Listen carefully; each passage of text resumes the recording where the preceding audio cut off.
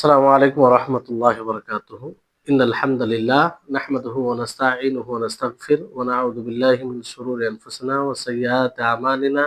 من يهده الله فلا مضل له ومن يضلله فلا هادي له، وأشهد أن لا إله إلا الله وحده لا شريك له، وأشهد أن محمدا عبده ورسوله.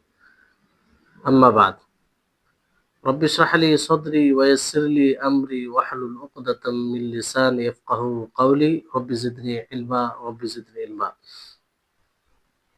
اللهم إني أسألك علما نافعا ورزقا طيبا وعملا متقبلا.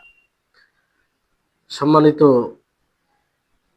উপস্থিতিগণ, আল্লাহ তাবারক ওয়া তাআলার অশেষ দয়া যে আমরা আজকে শেখুল ইসলাম ইবনে তাইমিয়া রাহিমাহুল্লাহ যে অন্যতম বই আল আকিদাতুল ওয়াসিতিয়া তার 47তম পর্বে যে ক্লাস তাতে অংশগ্রহণ করতে পেরেছি, যেটা আল্লাহ তাআলার ফজল অনুগ্রহ।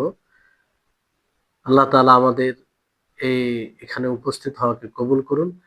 তারপরে আমাদের সকলের প্রাণ প্রিয় নবী করিম মুহাম্মদ মুস্তাফা সাল্লাল্লাহু আলাইহি ওয়াসাল্লাম ওনার উপর অসংখ্য শান্তি ধারা বর্ষিত হোক। আল্লাহুম্মা সাল্লি আলাইহি আল্লাহুম্মা বারিক আলাইহি। সম্মানিত উপস্থিতিগণ, আমাদের যে চলমান যেটা বিষয় ছিল সেটা হচ্ছে কদর, তকদির নিয়ে। তো বেশ কিছু বিষয় আমরা জানতে পেরেছি পূর্বে তকদির বিষয়ে, এবং তকদির বিষয়ে যে দুইটি পথভ্রষ্ট দল যারা কোরআন ও হাদিস বহির্ভূত আকীদা রাখে তকদিরের ব্যাপারে, আর তাদের নাম হচ্ছে, একটা হচ্ছে কাদারিয়া আর একটা হচ্ছে জাবরিয়া। তাদের আকীদা আমরা জেনেছি, এবং তারা ভুল পথে আছে, তারা পথভ্রষ্ট, তা কোরআন হাদিস দ্বারা খণ্ডন করা যায় তাদের, সেটাও আমরা জেনেছি। এবার বিষয়টি হচ্ছে, লেখক রাহিমাহুল্লাহ তিনি বলেন যে ওয়াহাদিহি দারাজাতু মিনাল কদর, এটা স্তর মানে কদরের একটি স্তর, অর্থাৎ আল্লাহ তাবারক ওয়া তাআলা কদরের আরেকটি স্তর কি, যে আল্লাহ তাআলা ইচ্ছা করেছেন এবং সৃষ্টি করেছেন। আল্লাহ তাআলা ইচ্ছা করেছেন ও সৃষ্টি করেছেন। তো এটার ব্যাপারে লেখক রাহিমাহুল্লাহ তিনি কি বলছেন, ইউকাযযিবু বিহা আম্মাতুল কাদারিয়া, এটার মিথ্যা প্রতিপন্ন করেছে আম কাদারিয়া, যারা কাদারিয়ার মানে স্বাভাবিকভাবে তারা এটার মিথ্যা প্রতিপন্ন করেছে, এটাকে মিথ্যা সাব্যস্ত করেছে। তারা মিথ্যা এটার মানে অস্বীকার করেছে, যাদের নবী সাল্লাল্লাহু আলাইহি ওয়াসাল্লাম নাম দিয়েছেন মাজুসু হাদিহিল উম্মাহ, মানে এই উম্মতের তারা মাজুস, অগ্নি পূজক। মাজুস কাদেরকে বলা হয়? অগ্নি পূজককে। তো তাদের মতো তারা এই উম্মতের মাজুসি কারা, যারা আমভাবে কাদারিয়াত, যে আল্লাহ তাআলা দুনিয়াতে যা কিছু ঘটে, মাখলুক যা করে, এর পিছনে আল্লাহর ইচ্ছাও থাকে না, আর আল্লাহ তাআলা সৃষ্টিও করেনি। যারা এই কথা বলে তারা মূলত কি, এই উম্মতের মাজুস, এই উম্মতের মাজুসি। আম্মাতুল কাদরিয়া বলতে বেশিরভাগ কাদরিয়া যারা, তারা এটার মানে অস্বীকার করেছে। তারা বলে যে মানুষ যা আমল করে এটা তার স্বতন্ত্র আমল, এই আমলে না আল্লাহ তাবারক ওয়া তাআলার মাশিয়াত থাকে, ইচ্ছা থাকে, আর না আল্লাহ তাবারক ওয়া তাআলার সৃষ্টি। বরং বান্দা যা আমল করে, মাখলুক যা আমল করে, মাখলুকই তার স্রষ্টা। নাউজুবিল্লাহ। মানে আল্লাহ তাআলাকে এক স্রষ্টা মানে তার সাথে সাথে আরেক স্রষ্টাকে তারা সাব্যস্ত করে তাদের আকীদা অনুযায়ী। আল্লাহ নবী এদের নাম দিয়েছেন যে তারা মাজুসি। মাজুসি কেমন করে? কারণ মাজুসি তারা বলে যে হাওয়াদিস বলতে যেগুলো ঘটে, সৃষ্টি হয়, সেগুলোর খালিক দুইটি। খালিক কয়টি? দুইটি। একটা হচ্ছে খালিক কল্যাণের খালিক, স্রষ্টা, কল্যাণমূলক এর স্রষ্টা, আর একটা হচ্ছে মন্দের স্রষ্টা, একটা হচ্ছে মন্দের স্রষ্টা। তো কল্যাণের স্রষ্টা সেটা কি? নূর। তারা বলে কল্যাণের স্রষ্টা কি? নূর, আলো। তাদের ধারণা হচ্ছে যে কল্যাণ, যত প্রকারের কল্যাণ রয়েছে সেটা আলো, তার স্রষ্টাকে আলো। আর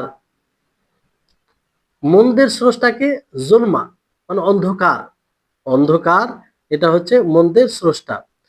তো কাদেরিয়া যারা, তারা মাজুসির মতো, মানে যারা কাদেরিয়া এই ধারণা রাখে, মানে কাদেরিয়া যারা, তারা মাজুসির মতো কেমন করে?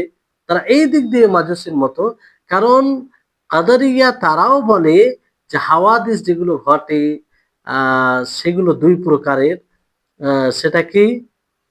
একটা হচ্ছে যে হাওয়াদিস যেগুলো সৃষ্টি আমরা দেখতে পাচ্ছি, কিছু আল্লাহ তাবারক ওয়া তাআলার মানে কর্ম থেকে আল্লাহ তাবারক ওয়া তাআলা করেছেন, আর এটা আল্লাহ তাআলার সৃষ্টি, এটার ব্যাপারে তারা ধারণা রাখে এটা আল্লাহ তাআলার সৃষ্টি। আর কিছু হাওয়াদিস বলতে সৃষ্টি যেগুলো হয় আবার বিলুপ্ত হয়ে যায়, অস্তিত্বহীন, এক সময় অস্তিত্বহীন ছিল, অস্তিত্বে এসেছে, তো এরকম কিছু, এগুলো বান্দার ফেল, এক প্রকার এগুলো বান্দার ফেল। আর এটা বান্দার স্বতন্ত্র ফেল, এতে আল্লাহ তাআলার না সৃষ্টি রয়েছে, না আল্লাহ তাআলার ইচ্ছা রয়েছে। তো মাজুসির যেমন আকীদা যে হাওয়াদিসের দুইটি খালিক রয়েছে, যে কল্যাণের খালিক হচ্ছে নূর আলো, আর মন্দের খালিক হচ্ছে অন্ধকার। অনুরূপ ভাবে এই উম্মতের যারা কাদেরিয়া, তারা হাওয়াদিস আল্লাহ তাআলা সৃষ্টিকে দুই ভাগে বিভক্ত করে। এক, আল্লাহ তাআলার সৃষ্টি যেটা আল্লাহ তাআলার কর্ম থেকে আহ, তারা সৃষ্টি মানে। আর এক হচ্ছে যেগুলো বান্দার কর্ম, মাখলুকের কর্ম, সেটা স্বতন্ত্র কর্ম, এতে আল্লাহ তাআলার না ইচ্ছা আছে, না তার সৃষ্টি কোনো ভূমিকা আছে। তো এই কথা তারা রাখে, এই জন্য তারা মাজুসি, তাদের নাম কি দেওয়া হয়েছে মাজুসি, কারণ মাজুসিদের যে ধারণা সেই মতো এদেরও ধারণা। আশা করি আপনারা বুঝতে পেরেছেন। তারপরে লেখক রাহিমাহুল্লাহ তিনি বলেন যে এতে বাড়াবাড়ি করেছে যারা কাদরিয়া, কাদরকে মানে, যে তারা বান্দার থেকে, বান্দার যে কুদরত, শক্তি, এবং বান্দা যে ইখতিয়ার, ইচ্ছা, মানে বান্দা চাইলে ভালো কাজ করতে পারে আর চাইলে মন্দ কাজ করতে পারে, এই যে স্বাধীনতা, মানে ইচ্ছা, আহ, মানে ইচ্ছা করলে সে ভালো কাজ করবে, ইচ্ছা করলে সে মন্দ কাজ করবে। তো এটা তারা বলতে চেয়েছে যে যারা বাড়াবাড়ি করেছে কি, যে এটা বান্দার শক্তি নেই, তার ইচ্ছা নেই, এবং তার শক্তিও নেই, তার শক্তিও নেই, মানে বাধ্য, এক কথায় বাধ্য। জাবরিয়াদের আকীদা, মানে জাবরিয়া, তারা এটা ধারণা রাখে, তারা আল্লাহ তাআলার কর্ম থেকে বের করে দিয়েছে এবং তার হিকমত থেকে, তার বিধান, তার হিকমত থেকে আহ, কি বের করে দিয়েছে, তার কর্ম থেকে এবং তার বিধান থেকে, তার হিকমত, আল্লাহ তাআলা যে মন্দকে সৃষ্টি করেছেন, মন্দকে কেন সৃষ্টি করেছেন, তার হিকমত রয়েছে। আর আল্লাহ তাআলা কল্যাণকে সৃষ্টি করেছেন, কেন সৃষ্টি করেছেন, তার হিকমত রয়েছে। তো এইটাকে তারা বের করে দিয়েছে, অর্থাৎ তারা মনে করে যে আল্লাহ তাআলা এই বিষয়ে তিনি হাকিম, মানে হিকমতওয়ালা নয়, বান্দা বাধ্য, বান্দা বাধ্য, আল্লাহ তাআলা ইচ্ছা করে বলেই হয়েছে, ইচ্ছা না করলে হতো না। মানে তারা বলতে চাইছে যে আল্লাহ তাআলার শুধুমাত্র ইচ্ছা রয়েছে, এখানে বান্দার কোনো ভূমিকা নেই, বান্দার কোনো ভূমিকা নেই। বান্দা মানে কোনো সে ভালো কাজ করলে এই জন্য তাকে মানে তার প্রশংসাও করা যাবে না ভালো কাজ করলে, আর মন্দ কাজ করলে তার নিন্দাও করা যাবে না, কারণ তার কোনো ইচ্ছা নেই, তার কোনো শক্তি নেই, আল্লাহ তাবারক ওয়া তাআলার ইচ্ছাতেই হয়। তাহলে এটা থেকে তারা কি বলতে চাইলো যে আল্লাহ তাআলা যে মন্দ ভালো মন্দ উভয়টাকে সৃষ্টি করেছেন, এর পিছনে হিকমত রয়েছে, মাসলাহাত রয়েছে, এটার তারা অস্বীকার করেছে। তো এটা হচ্ছে মূলত জাবরিয়াদের আকীদা, যেটা আপনাদেরকে বলা হলো যে বান্দা বাধ্য, যা কাজ কর্ম করে এটার উপরে বাধ্য, কারণ এটা লেখা হয়েছে, এই জন্য সে করতে বাধ্য, তার কোনো ইচ্ছা থাকে না, তার কোনো থাকে না, ভূমিকা থাকে না, বরং আল্লাহ তাআলা ইচ্ছা করেছে বলেই সে করছে, বাধ্য। এই জন্য মন্দ কাজ করলে নিন্দা করা যাবে না, আর ভালো কাজ করলে প্রশংসা করা যাবে না। তো তারপরে আহ হিকমত বলতে মানে যেমন পূর্বে বর্ণনা করা হয়েছে আপনাদের জন্য, যে আল্লাহ তাবারক ওয়া তাআলা অবশ্যই হিকমতে পরিপূর্ণ, তিনি হাকিম। তো এটা তারা অস্বীকার করে, এটা বলে তারা এটার অস্বীকার করে। মানে তারা বলতে চায় এই জন্য আল্লাহ তাবারক ওয়া তাআলার ইচ্ছাতেই ঘটে, তাদের ধারণা অনুযায়ী ইচ্ছাতেই সবকিছু হয়। আল্লাহ তাআলা ফরমাবরদারকে সওয়াব দেন, যারা অনুসরণ করে অনুগত করে তাদেরকে সওয়াব দেন, নেকি দেন, জাযা দেন। আর যারা যদিও তাদেরকে বাধ্য করা হয় নেকি দেন, আর গুনাহগারকে তিনি শাস্তি দেন, যদিও তাদেরকে গুনার উপরে বাধ্য করা হয় তাদের ধারণা অনুযায়ী। তারা এটা বলতে চায় মানে এটা আল্লাহ তাআলার ইচ্ছা, এটা আল্লাহ তাআলার ইচ্ছা। আর এই জন্য তারা ভালো কাজকে, ভালো কাজ যারা করে তাদের কোনোভাবে প্রশংসা করে না, প্রশংসার উপযুক্তই নয়, কারণ সে তো নিজে থেকে করেন, সে বাধ্য। আর মন্দ যারা করে, একজন চোর চুরি করলে, ব্যভিচার করলে, কিংবা অন্যায়, যদি অন্যায়কারী অন্যায় করে তাহলে সে নিন্দিত নয়, কারণ তার তো নিজের ইচ্ছা শক্তি নেই, সে তো বাধ্য। এটা তাদের ধারণা। তো এই হচ্ছে জাবরিয়া, যেটার খণ্ডন আপনারা পূর্বে পড়েছেন যে আল্লাহ তাবারক ওয়া তাআলা বহু জায়গায় বলেছেন যে মানুষকে দুটো রাস্তা দেওয়া হয়েছে। সে শরীয়তকে সামনে রেখে, তার বিবেককে সামনে রেখে ভালো কাজটা করবে। আর মন্দটা পরিহার করবে। আর ভালো কাজ করলে তার ভালো বদলা রয়েছে, আর মন্দ কাজ করলে মন্দ বদলা রয়েছে। ফামান ইয়া'মাল মিসকালা যাররাতিন খায়রান ইয়ারা ওয়া মান ইয়া'মাল মিসকালা যাররাতিন শাররান ইয়ারা। তো এই হচ্ছে বিষয়। এবার আসুন একটা এখানে খুব মানে জটিল বিষয়, সেটা হচ্ছে যে গুনাহগারের মধ্যে অনেক গুনাহগার রয়েছে, পাপী রয়েছে, যারা কিসের উপরে মানে হুজ্জাত, মানে গুনাহ করে তারা দলিলকে মানে তারা তাদের তাকদীরকে দলিল বানায়। মানে আপনি যখন কোনো মুনকারের উপরে আপনি ইনকার করবেন, বাধা দিবেন, তখন কি বলে? এটা তো আল্লাহ তাবারক ওয়া তাআলা মুকদ্দার করে রেখেছেন। তুমি কি আল্লাহর উপরে অভিযোগ করছো? আল্লাহ তাআলা মুকদ্দার করে রেখেছেন, এই জন্যই হলো। তো তুমি মানা করছো, নিষেধ করছো, তার মানে তুমি আল্লাহর উপরে অভিযোগ করছো। এই ধরনের কথা। মানে আ তকদিরকে দলিল বানায় গুনাহর উপরে, আল্লাহ তাআলার অবাধ্যতার উপরে। বলে সে যে আমি তো এক চলমান বান্দা আল্লাহ তাআলা। আ ফলে আ আল্লাহ তাআলা যেটা মুকদ্দরে আমার রেখেছে সেটাই হচ্ছে, সেটাই আমি করছি। তারপরে তারা এই হাদিসটি উপস্থাপন করে। যেমন আদম আলাইহিস সালাম, মুসা আলাইহিস সালাম তর্ক-বিতর্ক করেছিলেন। তো মুসা আলাইহিস সালাম আদমকে কি বলেছিলেন? আনতা আবুনা, আপনি তো আমাদের পিতা। খাইয়াবাত খাইয়াবতানা ওয়া আখরাজতানা মিনাল জান্নাহ, আপনি তো আমাদের ধ্বংস করেছেন এবং আ জান্নাত থেকে আমাদেরকে বের করে দিয়েছেন। তো আদম আলাইহিস সালাম তাকে বলেন, আনতা মূসা, যে আপনি তো মূসা। ইস্তাফাকা আল্লাহু বিকালামি, আল্লাহ তাআলা আপনাকে, আপনার সাথে কথা বলেছেন, এটা দ্বারা আপনাকে বাছাই করেছেন। ওয়া কাতাবা লাকাত তাওরাত বিয়াদিহি আতালুমুনি আলা আমরিন কদ্দারাহু আল্লাহু আলাইয়া ক্বাবলা আন ইয়াখলুকানি বি 40 সানা। তো মুসা আলাইহিস সালাম কি বললেন যে আপনি তো মূসা, আপনাকে তো চয়ন করেছেন, কথা বলেছেন, কালিমুল্লাহ আপনি। আর আপনার জন্য তাওরাত তিনি নিজ হস্ত দ্বারা, হাত দ্বারা লিখেছেন। বিয়াদিহি, তুমি কি অথবা আপনি কি এমন বিষয়ের উপরে আমার ভর্ৎসনা করছো আমার উপরে, যেটা আল্লাহ তাআলা আমার জন্য মুকদ্দার করে রেখেছেন। আর সেটা কবে? 40 বছর পূর্বে, 40 বছর পূর্বে। তো নবী সাল্লাল্লাহু আলাইহি সাল্লাম আ বলেন ফাহাজ্জা আদম ওয়া মূসা। তো মূসা আলাইহিস সালাম, মানে আদম আলাইহিস সালাম মূসার উপরে প্রাধান্যতা পেলেন। তিনি জিতে গেলেন। আর এই কথা তিনি ৩ বার বললেন। তো এখানে স্পষ্ট যে আদম আলাইহিস সালাম তিনি মূসার উপরে প্রাধান্যতা পেলেন।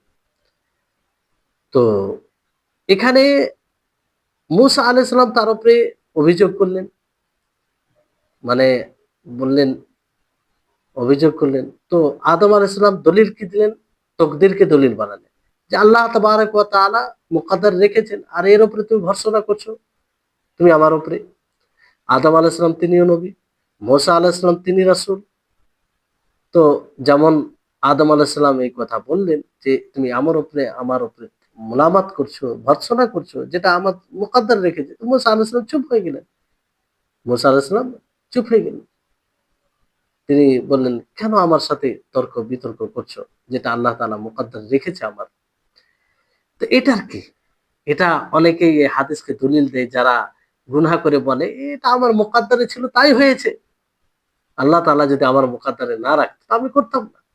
আর এই হাদিসকে সামনে রাখে। তো এর উত্তর ভালো করে শুনুন। দেখেন এর উত্তর কাদেরিয়া যারা রয়েছে তারা এর উত্তর কি দেয়? তো কাদেরিয়া তাদের পদ্ধতি হচ্ছে যে আহাদ হাদিস দুই প্রকার, একটা হচ্ছে মোতাওয়াতির, একটা হচ্ছে আহাদ। মোতাওয়াতির ওইসব হাদিসকে বলা হয় যেটার অধিক বর্ণনাকারী এতটা বেশি যে তাকে মিথ্যা বলা অসম্ভব অসম্ভব, সেটা মোতাওয়াতির। আর একটা হচ্ছে আহাদ, যে হাদিসকে তিনজন রিওয়ায়াত করেছেন, যে হাদিসকে চারজন, অথবা যে হাদিসকে দুইজন রিওয়ায়াত করেছে, যে হাদিসকে একজন রিওয়ায়াত করেছে। তো তাদের নিকটে আহাদ যেগুলো হাদিস, মোতাওয়াতির ব্যতীত যেগুলো হাদিস, সেগুলো ইয়াকিন পর্যন্ত পৌঁছায় না, মানে সেটার বিশ্বাস হয় না, গ্রহণযোগ্যতা পায় না। আর এই সব হাদিস যখন বিবেকের সাথে সাংঘর্ষিক হয়, তো তাদের ধারণা অনুযায়ী যে এটাকে বাতিল করে দেওয়া, এটাকে প্রত্যাখ্যান করে দেওয়া ওয়াজিব হয়ে যায়।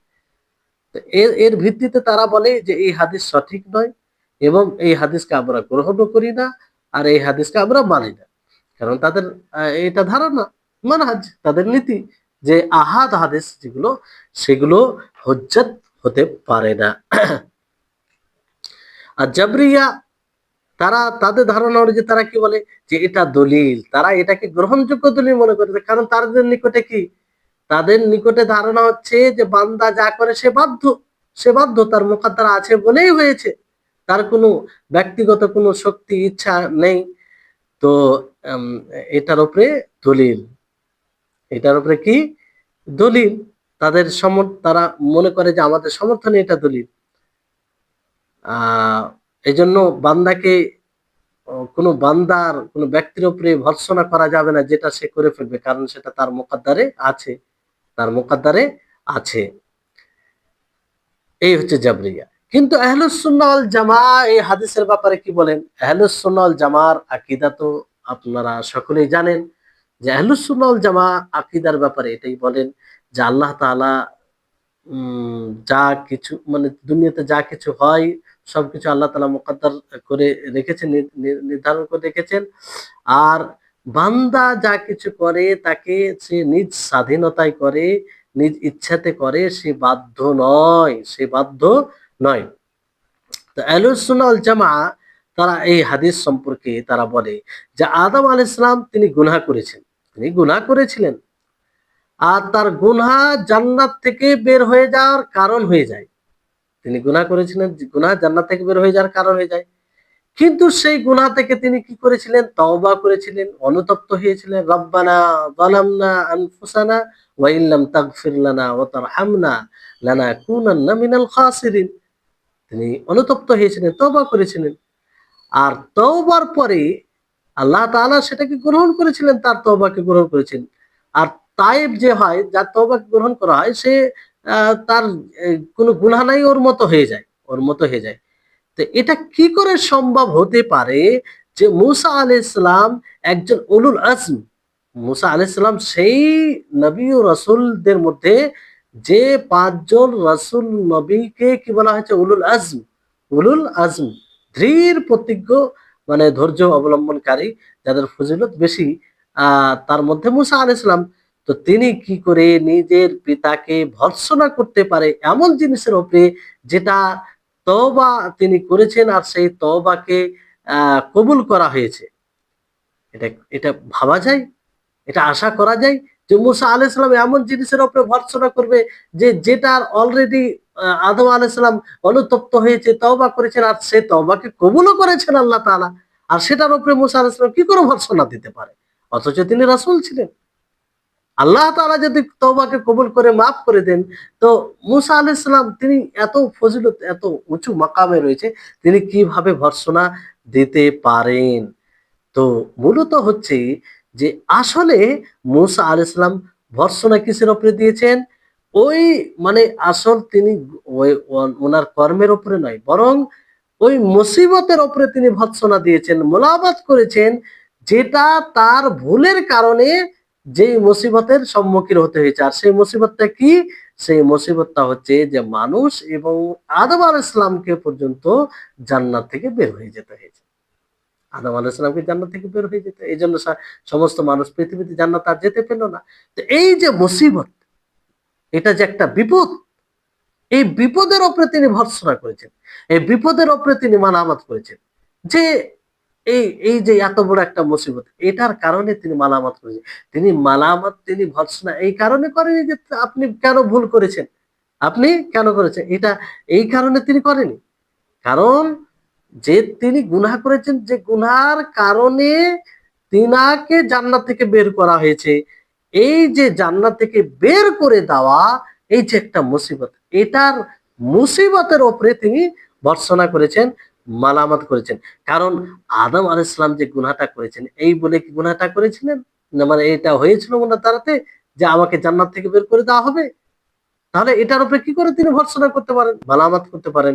ফলে যারা এই হাদিসকে এটা দলিল বানায় যে আহ, মানে তকদিরকে দলিল বানানো যাবে গুনাহ করতে গিয়ে, যে তকদির আছে বলে করেছি, তাদের এটা দলিল উপস্থাপন এইভাবে বাতিল, কোনো মতে গ্রহণযোগ্য নয়।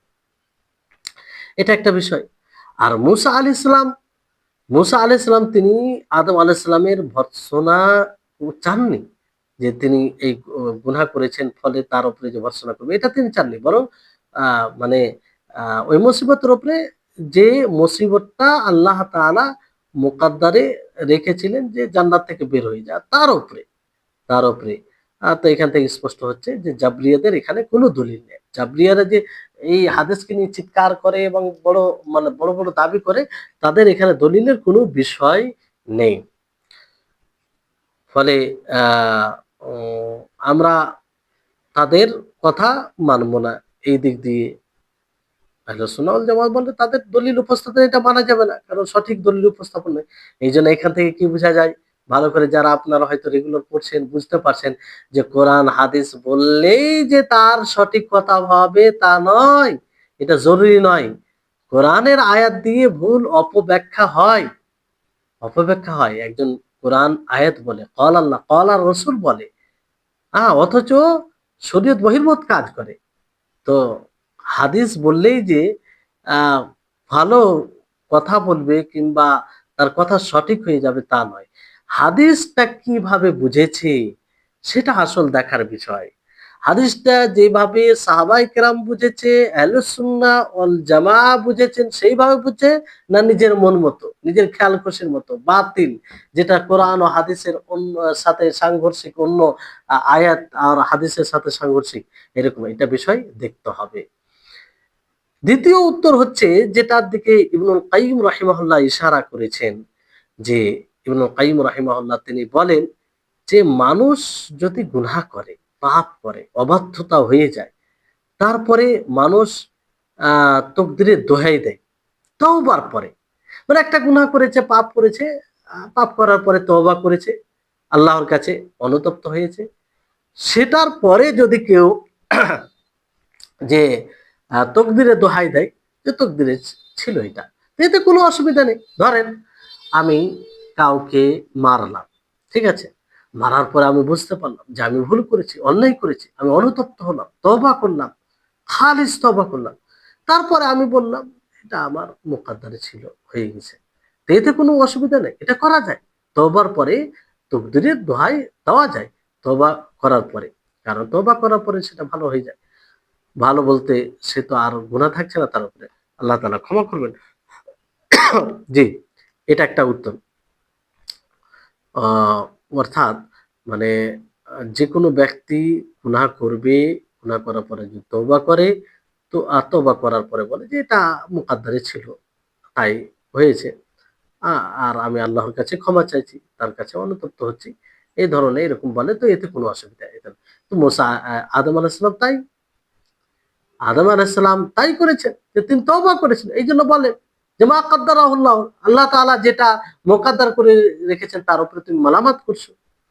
তো এটা মানে তওবা করার পরে তিনি বলছেন যে মা কাদ্দারাল্লাহ, যে আল্লাহ তাআলা মুকদ্দার রেখেছেন, তাহলে তওবা করার পরে তো এটা কোনো সমস্যা নেই। এটা একটা উত্তর। দ্বিতীয় উত্তর হচ্ছে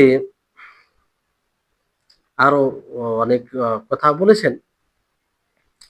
তো তকদির দ্বারা মানে আহ, দলিল দেওয়া, আদম আলাইহিস সালাম দেওয়া, তওবা করা, এটা কোনো অসুবিধা নেই, যেটা ভালো একটা দিক, ভালো একটা দিক। ইবনুল কাইয়িম রাহিমাহুল্লাহ তিনি বলেন যে নবী সাল্লাল্লাহু আলাইহি সাল্লাম, একটা হাদিসে রয়েছে যে নবী সাল্লাল্লাহু আলাইহি সাল্লাম তিনি আলী আলী ও ফাতেমা রাদিয়াল্লাহু আনহুমা এক রাত্রে তাদেরকে আওয়াজ দেন। তিনি বলেন, আলা তুসাল্লিয়ান, যে তোমরা কি নামাজ পড়েছো? আলী রাদিয়াল্লাহু তাআলা আনহু বললেন, ইয়া রাসূলুল্লাহ, হে আল্লাহর রাসূল, আনফুসুনা বিয়াদিল্লাহ, আমাদের নফস, আমাদের আত্মা আল্লাহ তাআলার হাতে।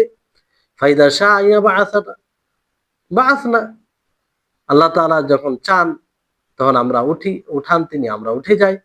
ফানসারাফান নবী সাল্লাল্লাহু আলাইহি ওয়াসাল্লাম ইয়াদরিবু ফাখিদাহু ওয়া হুয়া ইয়াকুল, যে নবী সাল্লাল্লাহু আলাইহি ওয়াসাল্লাম তখন উঠে গেলেন নিজের জাঙে কিংবা রানে মেরে, আর বললেন যে ওয়াকানাল ইনসান আকতারা শাইইন জাদালা, যে মানুষ বড়ই তর্কবাজ, তর্কবাজ, তর্ক করতে পারে। মানে আলী রাদিয়াল্লাহু তাআলা আনহু যখন এই কথা বললেন যে আল্লাহ তাআলা যখন চান ওঠান তো উঠে যাই, তো আল্লাহ নবী এই কথা বলে উঠে গেলেন।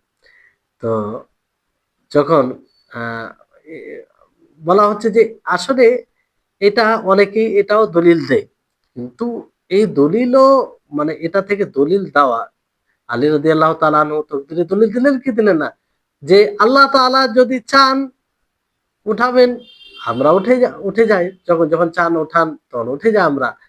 তো এটা তো এক প্রকার মানে কাদেরকে দলিল বানানো হলো, কিন্তু আসলে কাদেরকে এখানে দলিল দেওয়া, এখানে একটু দেখতে হবে, এখানে ভাবনা চিন্তা করতে হবে যে কেমন ভাবে ওটা দলিল দেওয়া হয়েছে, কোন বিষয়ে দলিল দেওয়া হয়েছে।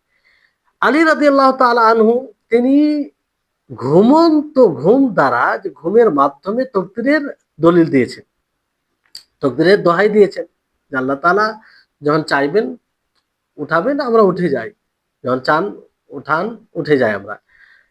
তো আর মানুষ যে ঘুমন্ত অবস্থায়, একজন ঘুমন্ত মানুষ সে তকদিরের দোহাই দিতে পারে, তকদিরের দোহাই দিতে পারে, কারণ ঘুম অবস্থায় যা কিছু হয় সেটা তার দিকে নিস্বত করা হয় না, মানে বান্দার দিকে নিস্বত করা হয় না। এই জন্য আল্লাহ তাআলা আসহাবুল কাহফ সম্পর্কে কি বলেছেন?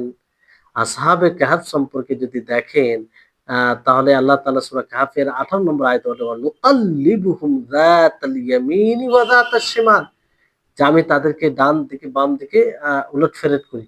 তো এখানে উলটফেরত করে কারা? সেই আসহাবে কাহফ, তারা, মানে যারা আসহাবে কাহফ ছিল, ওই সব মানুষেরা, যুবকরা, তারা করতো। কিন্তু আল্লাহ তাআলা নুকাল্লিবুহুম, আমি তাদেরকে উলটফেরত করি, মানে কি, ঘুমন্ত অবস্থায় যা কিছু হয় এটা তাদের ইচ্ছাতে হয় না, তাদের ইচ্ছাতে হয় না।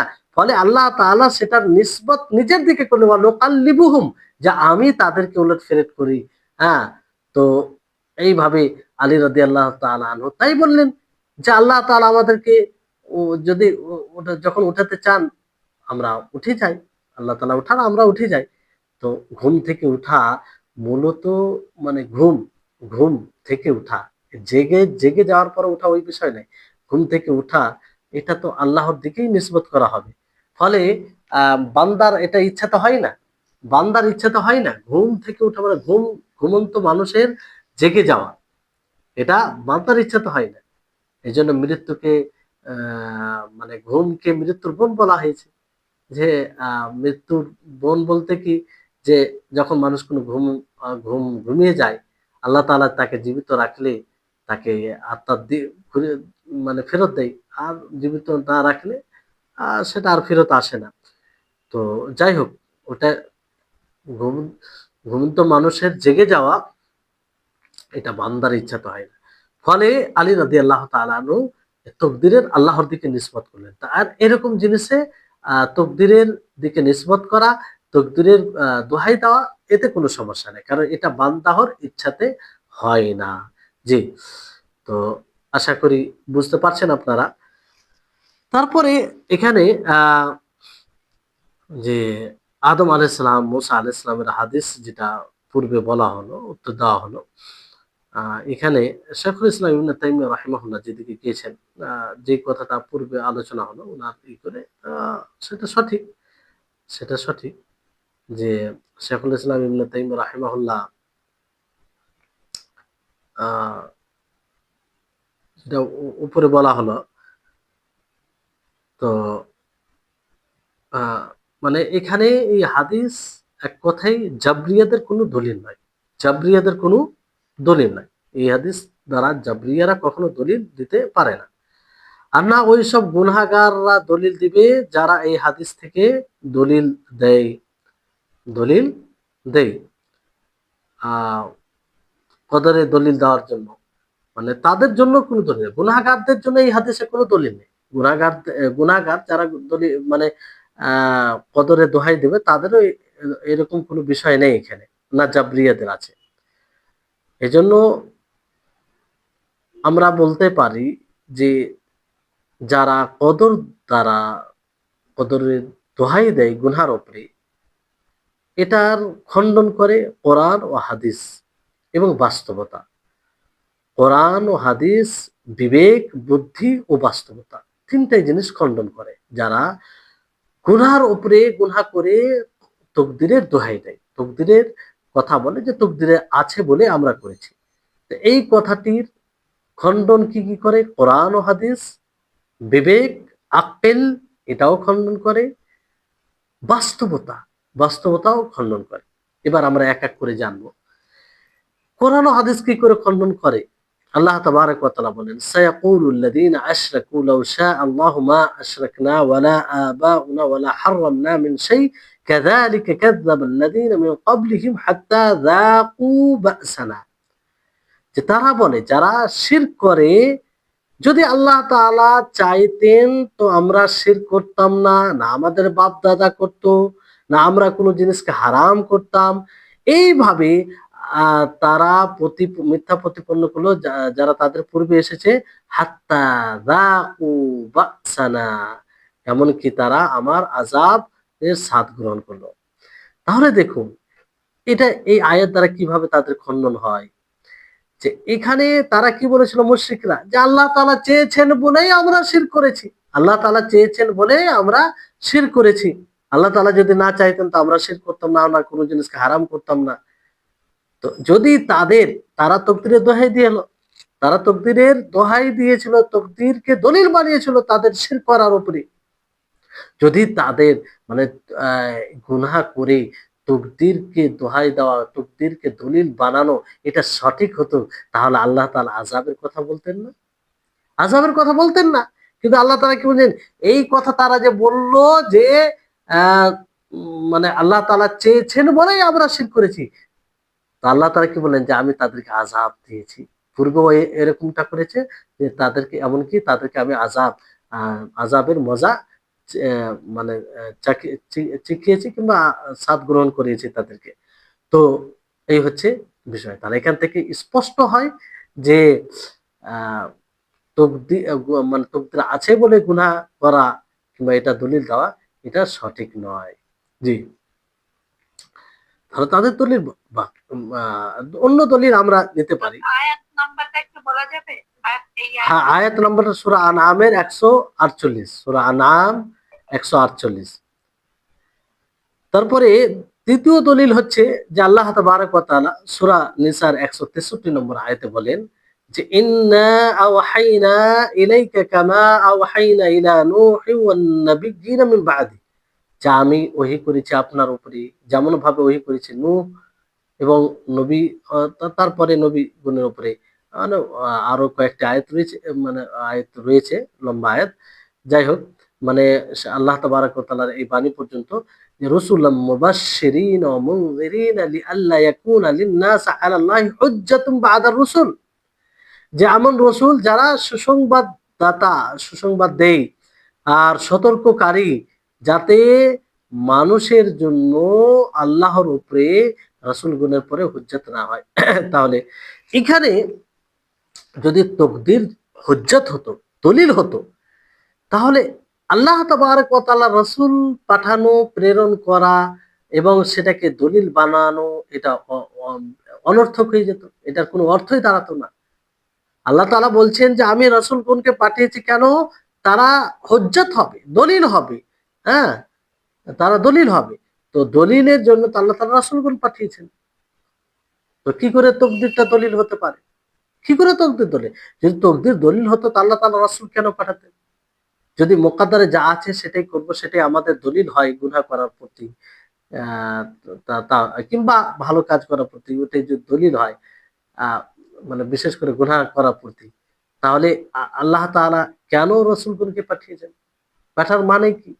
জি, এটা থেকেও খণ্ডন হয়। তারপরে যদি কোনো ব্যক্তি কেউ বলে, ধরেন যে আ ১ম যেটা দলিলে, যে আল্লাহ তাবারাক ওয়া তাআলা যেমন সূরা আনআমে বলেন, ইত্তাবি' মা উহিয়া ইলাইকা মির রাব্বিক লা ইলাহা ইল্লা হুয়া ওয়া আরিদ আনিল মুশরিকিন ওয়ালাউ শা আল্লাহু মা আশরাকু ওয়া মা জাআলনাকা আলাইহিম হাফিজা ওয়া মা আনতা আলাইহিম বিওয়াকিল। যে আপনি অনুসরণ করুন যা আপনার উপরে ওহী করা হয়েছে আপনার রবের পক্ষ থেকে, তিনি ছাড়া সত্য কোনো মাবুদ নেই, আর মুশরিকদেরকে উপেক্ষা করুন। আল্লাহ তাআলা, যদি আল্লাহ তাআলা চান তো তারা শিরক করবে না, আর আমি আপনাকে তাদের উপরে সংরক্ষণকারী হাফিজ বানিয়েছি। তো এই আয়াতে দেখেন, এখানে আল্লাহ তাবারাক ওয়া তাআলা যেন এই কথা বলছেন যে ওয়ালাউ শা আল্লাহু মা আশরাকু। তো এটা যদি কোনো মানুষ বলে কাফিরদের সম্পর্কে, তাহলে এটা সঠিক। এতে কোনো সমস্যা নেই। যে আল্লাহ তাআলা যদি চান, আল্লাহ তাআলা চাইতেন তাহলে তারা শিরক করত না। শিরক করত না। এটা কোনো এমনি মানুষ বলতে পারে। আর এটা সঠিক। আল্লাহ তাআলা না চাইলে তো এটা হবে না। অবশ্যই আল্লাহ তাআলার মাশিয়াত আছে। অবশ্যই আল্লাহ তাআলার মাশিয়াত আছে। কিন্তু মুশরিকদের এই কথা বলা, যারা শিরক করে তাদের এই কথা বলা যে লাউ শা আল্লাহু মা আশরাকনা, যে আল্লাহ তাআলা যদি চান, আল্লাহ তাআলা চাইতেন তো আমরা শিরক করতাম না। এটা ভুল, এটা বাতিল। কারণ এখানে তারা শিরক করাকে আ তাকদীরকে দলিল বানাচ্ছে। গুনাহ যে মানে শিরক করা একটা বড় পাপ, তার উপরে তাকদীর গুনাহ, এটা বাতিল। আ এটা বাতিল এই কারণে যে আ সে কি করে জানলো যে শিরক তার মুকদ্দারে রয়েছে? শিরক তার মুকদ্দারে রয়েছে, কেন শিরক করলো? কে করতে বলেছে তাকে? তাকে কি খবর দিয়ে দেওয়া হয়েছে যে তোমার মুকদ্দারে শিরক আছে, তুমি শিরক করো? তার সামনে তো তাওহীদের পথ ছিল। তার সামনে তো আ ভালো পথ ছিল। ওয়াহাদাইনাহুন নাজদাইন, আমি আ দুটি পথ মানে স্পষ্ট করেছি। তো এই হচ্ছে বিষয়। তাহলে সামঈ দলিল দ্বারা আপনারা এটা স্পষ্টভাবে বুঝতে পারলেন। সামঈ দলিল বলতে কোরআন ও হাদিসের দলিল। এবার আসুন আকলি দলিল। যুক্তিগত দলিল দ্বারা কিভাবে তা যারা দ তাকদীরকে দলিল বানায় গুনাহ করার পরে তাদের খণ্ডন করা যায়। কিভাবে? যে যদি কেউ বলে যে আমার মোকাদ্দারে ছিল তাই আমি গুনাহ করেছি। আমার মোকাদ্দারে ছিল তাই আমি গালি দিয়েছি। আমার মোকাদ্দারে ছিল তাই আমি তোমাকে হত্যা করেছি। আমার মোকাদ্দারে ছিল তাই আমি ব্যভিচার করেছি। যদি এই কথা বলে, তাহলে তাকে বলতে হবে যে আপনি কিসের মাধ্যমে জানতে পারলেন যে আপনার এটা মোকাদ্দারে ছিল? গুনাহ করার পূর্বে কি আপনি জানতেন যে এটা আপনার মোকাদ্দারে ছিল? গুনাহ করার পূর্বে যে বলবে তাকে বলতে হবে আপনি কি গুনাহ করার পূর্বে জানেন যে এটা আপনার মোকাদ্দারে ছিল? অবশ্যই সকলের এটা উত্তর হবে যে জানেন। আল্লাহ তাআলা যেটা মুকাদ্দার করে রেখেছেন সেটা কে জানে? কেউ জানে না। এটা ঘটার পরে জানতে পারে যে এটা মুকাদ্দারে ছিল। ঘটার পূর্বে তো কেউ জানে না। তো যে জিনিস জানা থাকে না, যে জিনিস আ অ মানে আ জানাই থাকে না, তো সেই ক্ষেত্রে কি করে বলা যায়? সেই ক্ষেত্রে কি বলা যায়? মানে গুনাহ করার পূর্বে সে জানে না যে আল্লাহ তাআলা তার মুকাদ্দারে এটা এই গুনাহটা রেখেছে। সে কি করে বলতে পারে যে আ মানে আমার মুকাদ্দারে ছিল তাই আমি করেছি। কি করে এর উপরে মানে তকদিরকে দলিল বানাতে পারে? যেমন কেউ ইতাআতের কাজ করবে, না নাফরমানির কাজ করবে। এটা অবশ্যই মুকাদ্দার আছে, কিন্তু এটা তো মানুষের জ্ঞানে থাকে না। এটা তো গোপনীয় বিষয়। এটা গোপনীয় বিষয়। ফলে মানুষের সামনে দুটি পথ আছে। একটি ভালো পথ, একটি মন্দ পথ। তো মানুষ বিবেক দ্বারা কোন পথে চলবে? ভালো পথে চলবে। শরীয়ত দ্বারা কোন পথে চলবে? ভালো পথে চলবে। তো আ ভালো পথে না চলে মন্দ পথে চলার পরে বলবে যে আমার মুকাদ্দারে ছিল তাই হয়েছে। এটা বিবেকহীন কথা, বিবেকসম্মত কথা নয়। মানুষের কাছে এটা উন্মুক্ত। তার সামনে ২ টি দ্বার খোলা রয়েছে। তো কেন সেই আ দ্বার দ্বারে গেল, সেই পথে গেল যেখানে তার কোনো মাসলাহাত নেই। যেখানে তার কোনো উপকারী বিষয় নেই। যেখানে তার ক্ষতি রয়েছে। অথচ সে জানে না যে তার জন্য কি মোকাদ্দর করা হয়েছে। তার জন্য কি নির্ধারণ করা হয়েছে। তো মানুষের এমন জিনিসের উপরে দলিল দেওয়া আ যেটা সে করলো আর করার পূর্বে সে জানতো না। আর ওটার উপরে বলা যে আমার তকদিরে ছিল তাই হয়েছে, এটা বাতিল। তকদিরে ছিল এটা তো সে জানে না, জানতো না সে। তো এজন্য দলিল হবে যে তার এই পদ্ধতি আছে, যে পদ্ধতির উপরে চলবে আ সেই পদ্ধতিকে দেখে, মানে যে রাস্তায় চলবে সে রাস্তা কি, তার জন্য কল্যাণকর না কল্যাণকর নয়, এইভাবে সে চলবে। যেমন ধরেন এইভাবে বোঝানোর ক্ষেত্রে বলা যেতে পারে যে ধরুন যে আপনি এখান থেকে জানি না আপনারা কোথায় কি বিভিন্ন জায়গা থেকে ক্লাসে যুক্ত আছেন। তো যাই হোক একটা উদাহরণ আপনাদেরকে দেওয়া হোক যে ম মদিনা থেকে মক্কায় যাবেন। মদিনা থেকে মক্কায় যাবেন কিংবা মদিনা থেকে ধরেন মক্কায় যাবেন। আর মক্কায় যাওয়ার ২ টো রাস্তা রয়েছে। ২ টো রাস্তা রয়েছে। একটা রাস্তা রয়েছে মানে খুব নিরাপদ রাস্তা। কোনো অসুবিধা নেই সেই রাস্তায়, কোনো ভয় নেই। আরেকটা রাস্তা খুব কঠিন, জটিল, ভয় ভয়ংকর রাস্তা। তো এই ২ টি রাস্তার মধ্যে কোনটি রাস্তা অবলম্বন করবে? অবশ্যই নিরাপদ রাস্তা অবলম্বন করবে। নিরাপদ রাস্তায় যাবে। নিরাপদ রাস্তায় যাবে। তো ইবাদতের ক্ষেত্রে কেন? ইবাদতের ক্ষেত্রে ওই পথে কেন যাবে যে পথে তার আ মানে আ পরিণাম খারাপ আছে? যে পথে আল্লাহ তাআলা যে পথে চললে আল্লাহ তাআলা তাকে শাস্তি দিবে সেই পথে কেন যাবে? যে পথে চললে আল্লাহ তাআলা তাকে জাযা দিবেন, ভালো বদলা দিবেন, তাকে জান্নাত দিবেন, তার প্রতি আল্লাহ তাআলা সন্তুষ্ট, সেই পথে চলবে। দুনিয়ার ব্যাপারে ঠিক সজাগ রয়েছে কোনটার ব্যাপারে? দুনিয়ার ব্যাপারে এটা বলে না যে ব্যবসা করতে গিয়ে ইচ্ছাকৃতভাবে ক্ষতি করে বলে না যে এটা আমার মুখাদ্দের ছিল। তখন বলে না।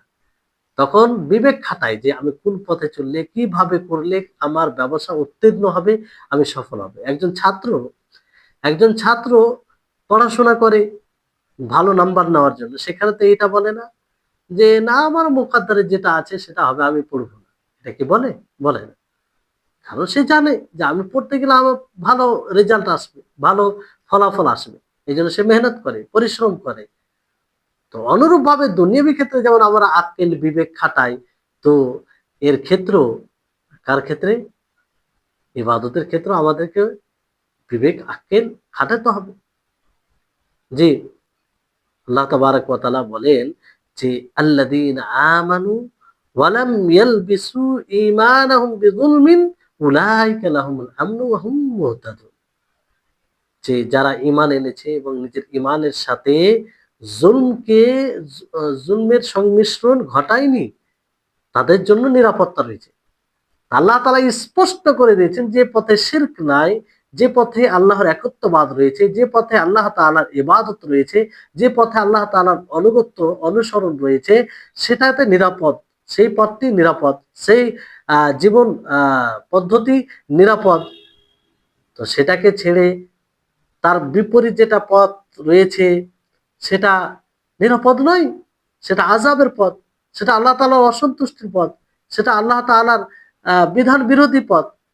তো কেউ যদি ইচ্ছাকৃতভাবে ২ টো রাস্তা স্পষ্ট হওয়ার পরেও তার বিধান বিরোধী পথে চলে, আর বলে এটা আমার মোকাদ্দারে ছিল তাই এটা হয়েছে, এটা কি এটা কি কোনো বিবেকে আসে? এটা কি বিবেকসম্মত? এটা কি বিবেকসম্মত? কোনো মতে এটা বিবেকসম্মত না।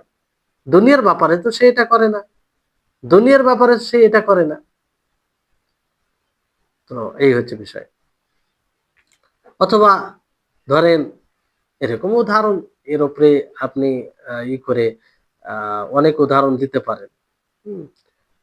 যে যদি কারো কোনো উঁচু পদে যারা অবশিষ্ট আছে, সরকারের পক্ষ থেকে যদি ২-১ বড় চাকরির ঘোষণা করে কিংবা কাজের ঘোষণা করে, একটি হচ্ছে মানে উঁচু পদে, আরেকটি হচ্ছে নিম্ন পদে, মানে নিম্ন কাজ। ধরেন একটা কাজ হচ্ছে পায়খানার টয়লেট সাফ করা। আর একটা কাজ হচ্ছে যে মুখ্যমন্ত্রীর পদ কিংবা উঁচু লেভেলে অফিসার কিংবা তার তত্ত্বাবধানে অনেক লোক কাজ করবে। এটা কাজ। তো কোনটাকে মানুষ চাইবে? অবশ্যই ভালোটা চাইবে। হ্যাঁ? দুনিয়ার ব্যাপারে তো কখনো এটা চাইবে না যে আমার মোকদ্দর আছে তো ওটাই নিলি। ওটাই পায়খানা সাফ করা কাজ ওটাই নিলি। এটা করবে কি? করবে না। তখন ভাববে যে না উঁচু কাজ, তার বিবেক সেটাই মানে সমর্থন করবে যে না ভালো কাজটা নিতে হবে। তো এই হচ্ছে অনেক উদাহরণ, এগুলো স্পষ্ট বিষয়। এগুলো স্পষ্ট। কিন্তু বড় দুঃখ পরিতাপ হয় যে আমরা দিনের ব্যাপারে তখন আ এই বুদ্ধি আমরা বিবেক খাটাই না। তো বাস্তবতা এবং এটা বাস্তবতা। এগুলো যতগুলো কথা বললাম বাস্তবতা। বাস্তবতা বিরোধী। মানে কেউ গুনহা করে যদি দলিল দেয় যে আমার মোকদ্দরে ছিল তাই করেছে। এটা বাস্তব বিরোধী। বাস্তবতা বিরোধী। যেটা যেটা উদাহরণ করলাম। আমরা বাস্তবে তো এটা করি না। বাস্তবে কি এটা করি যে বাস্তবে কোনো কাজ করতে গেলে বলি যে আমার মোকদ্দরে যেটা আছে ওটাই। আমি ওই রাস্তা দিয়ে যাবো যে রাস্তা দিয়ে আ ফায়ারিং হচ্ছে, যে রাস্তা দিয়ে বিপদ আছে সে রাস্তা দিয়ে যাবো নিরাপদ রাস্তাকে ছেড়ে। বাস্তবে তো আমরা এটা করি না। বাস্তব তো বাস্তবও সেটা খণ্ডন করে, আর বিবেকও খণ্ডন করে। আর শরিয়া যেটা সামঈ দলিল, কোরআন ও হাদিসের দলিল সেটাও এর খণ্ডন করে। জি। তো এই হচ্ছে বিষয়। আশা করি আপনারা বুঝতে পেরেছেন। ইনশাআল্লাহ এরপরে অন্য আলোচনা শুরু হবে বিষয়। এইজন্য আজকে আর ক্লাস বাড়াচ্ছি না। আল্লাহ তাবারাক ওয়া তাআলার কাছে দোয়া করি। আল্লাহ যেন আমাদের সকলকেই আ এইসব বিষয় বুঝার তৌফিক দান করেন এবং আমাদের সকলের ইলমে বৃদ্ধি দান করেন। রব্বানা জিদনা ইলমা। আর আমাদের সকলকে যেন আল্লাহ তাআলা ইলমে নাফে দান করেন। যে ইলম দুনিয়াতে ও আখিরাতে উভয়ই আমাদের জন্য উপকারী সাব্যস্ত হবে সেই ইলম দান করেন। আর আল্লাহ তাআলা আমাদের সকলকে ইলম অর্জনে অনড় থাকার তৌফিক দান করেন, ধৈর্যশীল হওয়ার তৌফিক দান করেন। আর ইলম যেন সর্বপ্রথম আমরা যেন নিজেকে উপকৃত করতে পারি এর তৌফিক দান করেন। ওয়া আখির দাওয়ানা আনিল হামদুলিল্লাহি রাব্বিল আলামিন। আসসালামু আলাইকুম ওয়া রাহমাতুল্লাহি ওয়া বারাকাতুহু।